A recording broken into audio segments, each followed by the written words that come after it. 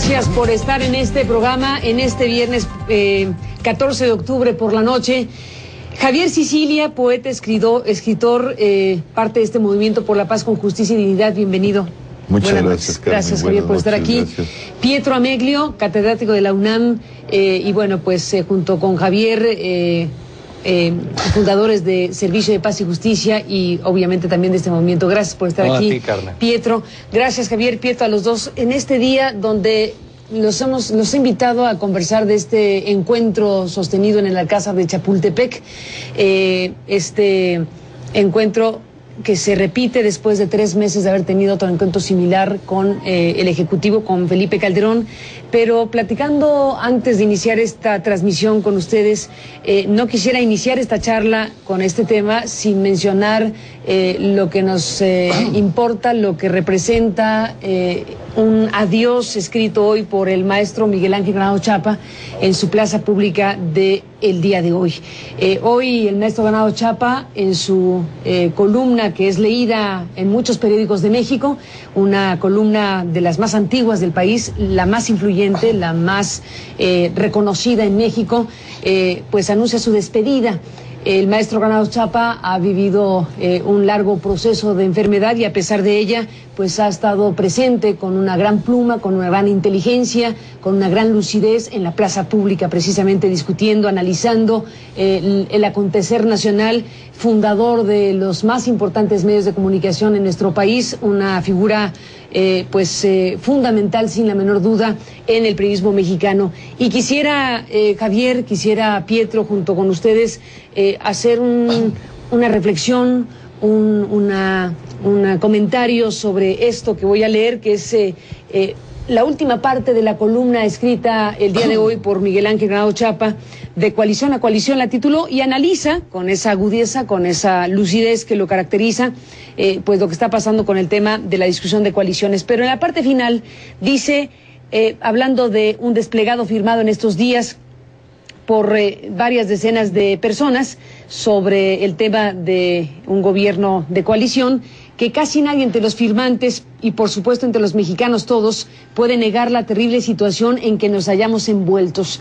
La inequidad social, la pobreza, la incontenible violencia criminal, la corrupción que tantos beneficiarios genera, la lenidad recíproca, unos peores que otros, la desesperanza social, todos esos factores y otros que omito involuntariamente pero que actúan en conjunto, forman un cambalache como esa masa maloliente a la que cantó Enrique Santos Discépolo en la Argentina de 1945.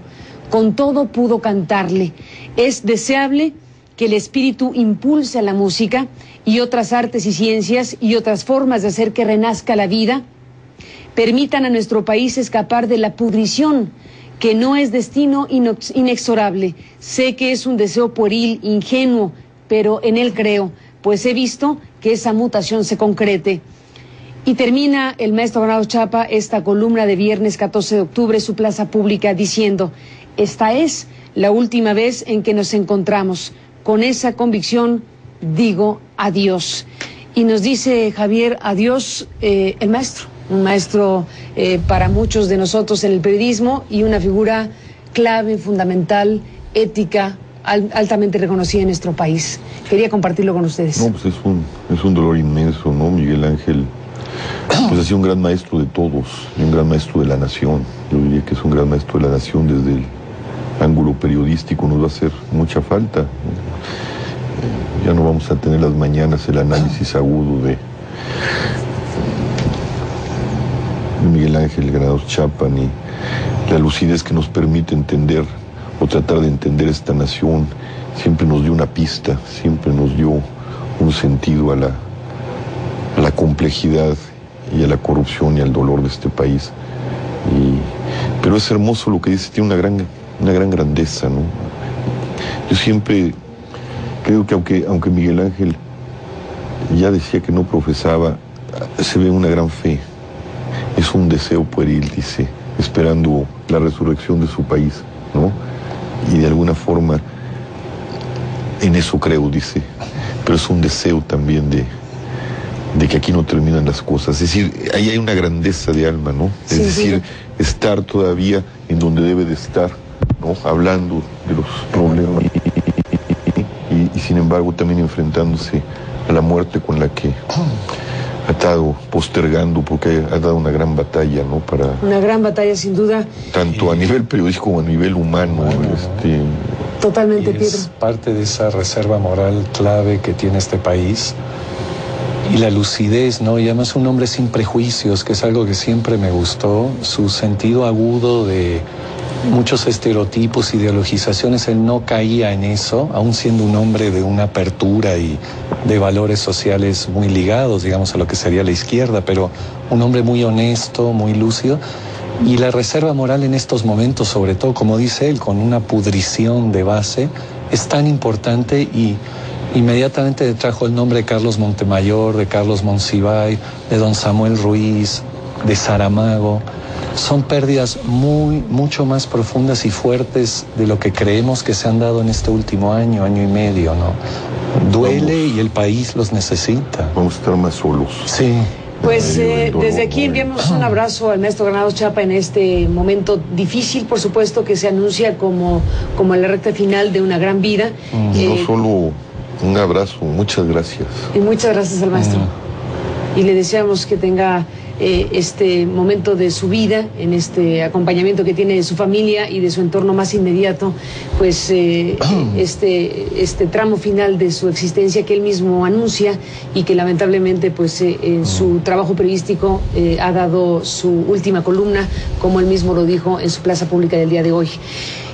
Miguel Ángel Granados Chapa, bueno, pues ha abordado muchísimas veces el tema que hoy nos ocupa. Miguel Ángel ha sido uno de los analistas y seguidores más agudos y puntuales del significado y alcance que tiene la existencia de este movimiento por la paz con justicia y dignidad. Y hoy que tuvieron, Pietro, este encuentro en el Alcázar de Chapultepec, ¿qué sucedió ahí? ¿Qué balance haces de lo pasado? Bueno, creo que muchas cosas. En primer sentido, creo que es positivo la posibilidad de que grupos ciudadanos tan plurales, sobre todo encabezados por familiares, víctimas, pero también muchas porciones enormes de la sociedad civil, dolidas, indignadas con esta guerra, con esta inhumanidad, puedan hablar ante los medios, puedan hablar ante esta autoridad tan mitificada que tenemos en México, con valor, con dignidad, incluso la capacidad de pararse y hablar hasta fuera de protocolo, pero con mucha dignidad. Los pueblos indios, con claridad, que hagan expresar su voz, sus demandas. Me parece algo importante y además por la altura de los discursos, la claridad. Me deja preocupado constatar en lo micro el miedo que vivimos en el país. Por otro lado, a veces la dificultad para encontrarse a dialogar, que sería algo tan sencillo y, como muchos sabemos, es el camino inicial básico de la paz, el camino político del diálogo, porque si no, no queda nada.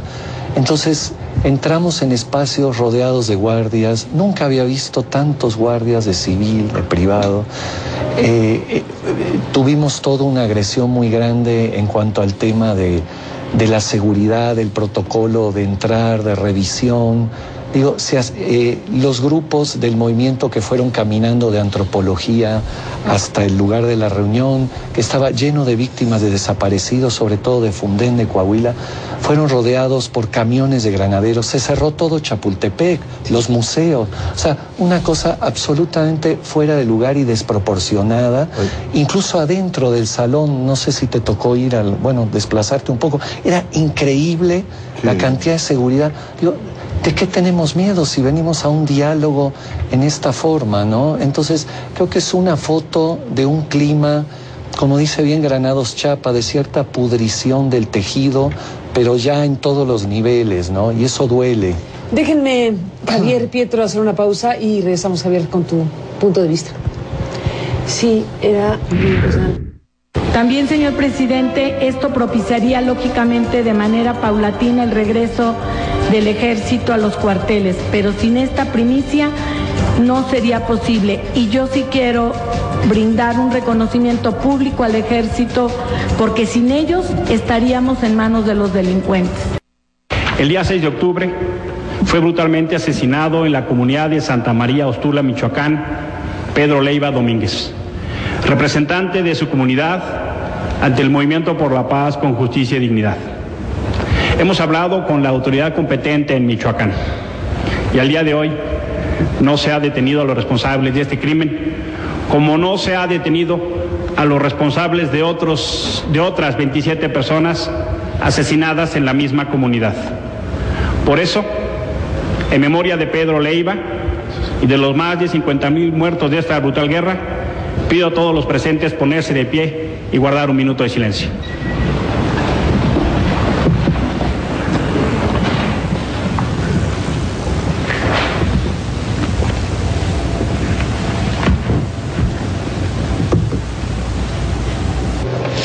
Bueno, regresamos, Javier, Cecilia, hemos presentado algunos fragmentos de una larga reunión. ¿Cuál es tu balance de lo que pasó hoy en Chapultepec?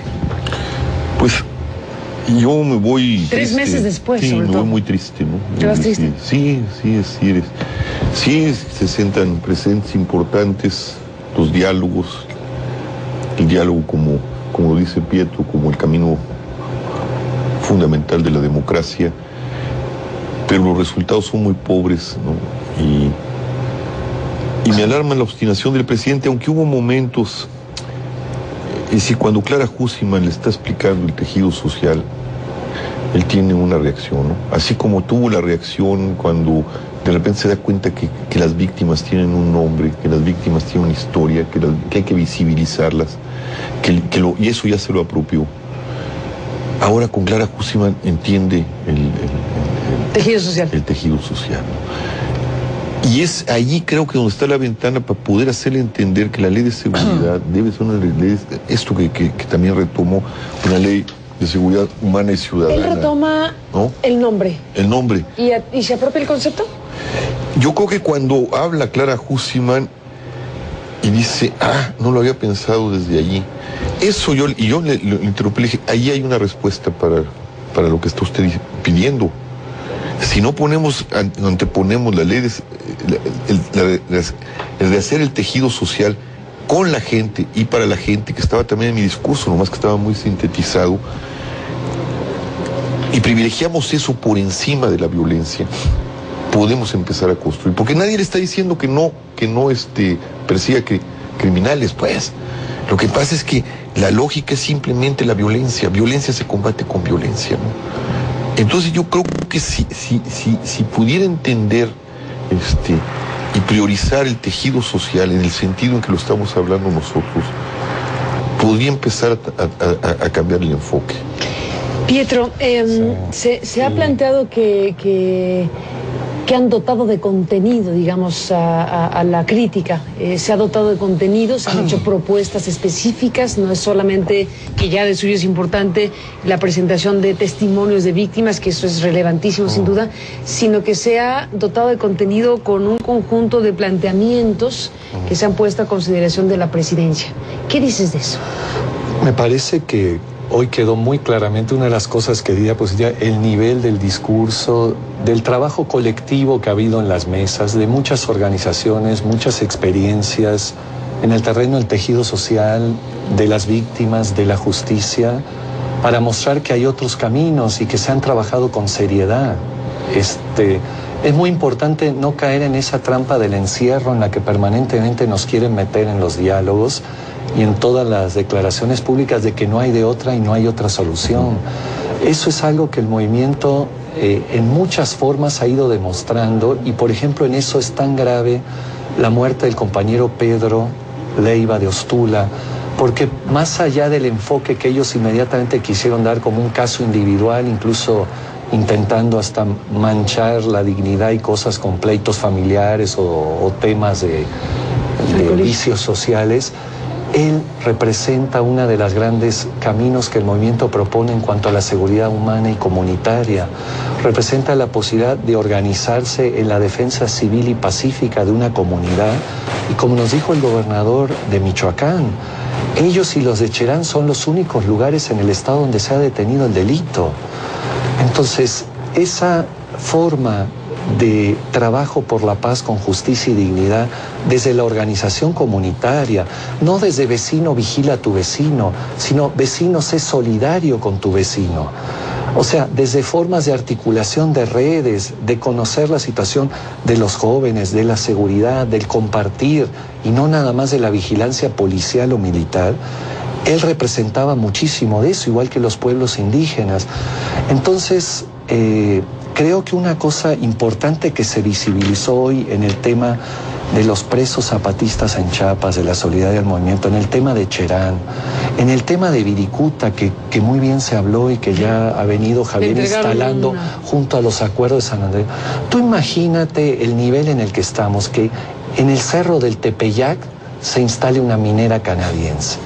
Ese es el nivel de Viricuta. Es como decir, en la Basílica de Guadalupe se concesionó una minera y hay permiso de impacto ambiental y cosas. Sí, el clásico legalismo lo puede obtener cualquiera. Una firma se puede pagar. Es tierra sagrada de los ancestros, como dijeron, lugar sagrado, lugar de sabiduría, hay un biblioteca humana. Bellísimo sobre Wiricuta, fíjate. Entonces, los 6 puntos que... Javier, Pietro, se nos acaba el tiempo. Ibas a decir los 6 puntos. Sí, los 6 puntos son como un juego de espejos. Uno no va sin el otro, ¿no?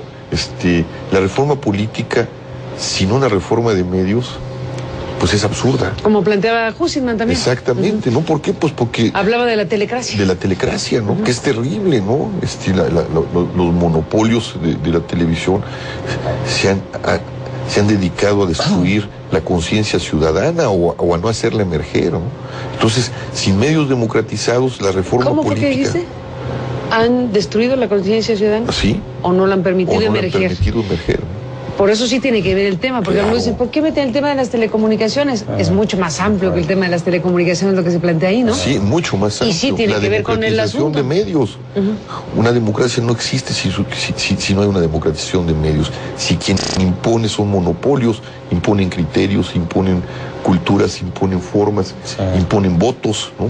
Porque ahora resulta que no se trata del proyecto político, ¿no? Sino de la pasarela en la televisión, ¿no? Y de quién está más...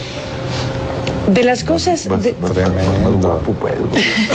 Va a ser una competencia. Tiene el jopo más alto, ¿no? Va a ser una competencia de metrosexuales. Sí, cara. Bueno, estamos en la recta final, Pietro. Bueno, hay muchos elementos ahí, pero dentro de las cosas que han puesto a la mesa, y pregunto qué balance haces de este diálogo sobre temas, por ejemplo, como la Fiscalía Anticorrupción, de eso habló muy ampliamente el padre Concha, Miguel Concha, o... Otro tema que también ustedes ponen en la mesa, la Comisión de la Verdad. Hay cosas muy específicas. ¿Algo de eso tiene regreso desde la presidencia? ¿Algo se puede construir más allá de plantear hacerlo? Mira, yo no sé si desde la presidencia, ojalá le apostamos, son también humanos, ojalá tengan capacidad de tener algún tipo de ruptura moral, epistémica con tanto dolor, pero al final del evento de hoy hubo una conferencia de prensa en el Astabandera. Ahorita que vi tus ojos rojos me acordé de eso, lloramos desairadamente. Fue una conferencia de prensa de los desaparecidos de este país. Víctimas de desaparecidos. Te digo que es el nivel de impunidad, de laceración, de indignación de la ciudadanía, de decir, un desaparecido es una familia que dejó de existir, que ya no puede comer, dormir, no puede vivir. Es un drama profundísimo y la gente está dispuesta a todo, pierde el miedo a la muerte, a todo. La frase que se oyó mucho es, nosotros los vamos a ir a buscar como sociedad civil. Yo creo que la sociedad civil está caminando a esa etapa. No hacerse justicia por su propia mano en el sentido de la violencia, sino en el sentido de la verdad. La gente está dispuesta ya a ir a buscar a sus desaparecidos, a ir a reclamar a la autoridad, y ahí es donde yo creo que es muy importante que la autoridad capte este momento de la resistencia civil en el país, de la resistencia civil y pacífica en cuanto a la determinación moral que ya hay y cada vez de más gente. ¿Hacia dónde vamos? Y yo me preguntaba y los veía, ¿y casi todos los casos fueron de impunidad del ejército y de la policía. Casi todos los que nombraron la última vez que vieron a sus hijos. Y además el otro tema, ellos saben cómo buscarlos, porque le han ido a la autoridad a decir, aquí está la foto, aquí está el lugar, yo vi esto. La capacidad de investigar de las familias es impresionante. Dicen, déjenos hacer a nosotros. Eso es lo que yo le diría a la autoridad. Coadyúvense con las familias o algo, y de veras háganle caso con los datos, con todo lo que dicen. Y yo decía, el mismo que les causó daño y destruyó la vida familiar, esas personas con sus impuestos lo están manteniendo, nosotros. O sea, todo lo que decimos lo alimentamos con nuestro trabajo. Entonces, la sociedad tenemos que plantearnos evidentemente caminos en el tema de dejar de cooperar con este nivel de inhumanidad e impunidad que hay en el país. Déjenme, Javier, Pietro, volver después de esta pausa. El tema de los desaparecidos que mencionas. Bueno, nos vamos, Javier, en un suspiro. ¿Con qué te despides? Pues ¿Hiciste una invitación? Vamos el 31 y el primero. ¿La noche del 31? Sí, yo creo que sería más preciso la noche del primero, como decía la señora. Después 24 horas. Nos cuentan después de esto. Sí. Vale, regresamos ahora. Bueno, Pietro, amigo, gracias por estar aquí. Javier, si nos vamos, ¿invitaste algo? Sí, un llamado al Día de Muertos, a salir a las calles, a salir a velar a nuestros muertos en los panteones, en cualquier espacio público, los espacios que nos ha arrancado la delincuencia y nos ha arrancado las omisiones del gobierno, a los lugares donde se han asesinado, han desaparecido a nuestros hijos, con las fotos de los, a velar, a decir y a hacer un pronunciamiento que ya se hizo a los partidos políticos, a la clase política, de que no estamos dispuestos ya a soportar más impunidad, más muerte, más corrupción, más violencia. Pues ahí está, Javier, Pietro, gracias por estar aquí. 50,000 veladoras necesitamos. 50,000 veladoras, pues ahí está la invitación. Gracias a los dos y hasta la próxima.